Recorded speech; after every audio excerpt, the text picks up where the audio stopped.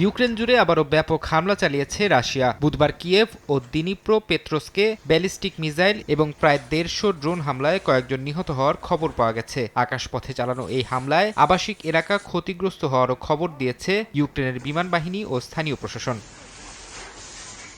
চলমান এই রক্তক্ষয়ী যুদ্ধে দুই পক্ষেই ক্ষয়ক্ষতির পরিমাণ ভয়াবহ আকার ধারণ করেছে। মার্কিন থিঙ্ক ট্যাঙ্ক সিএসআইএস এর রিপোর্টে বলা হয়েছে, যুদ্ধে এ পর্যন্ত রাশিয়ার ১২ লাখের বেশি সেনা হতাহত হয়েছেন। বিপরীতে ইউক্রেনের প্রায় ৬ লাখ সেনা নিহত কিংবা আহত হয়েছেন। যুদ্ধ এভাবে চলতে থাকলে চলতি বছরের এপ্রিলে মোট হতাহতের সংখ্যা ২০ লাখ ছাড়িয়ে যেতে পারে বলে রিপোর্টে বলা হয়েছে।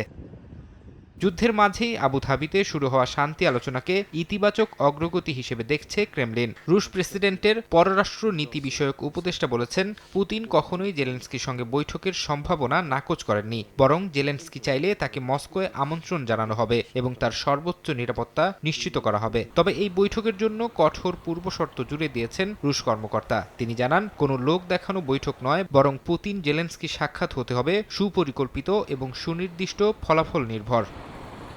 ফরহাদ চৌধুরী, সময় সংবাদ।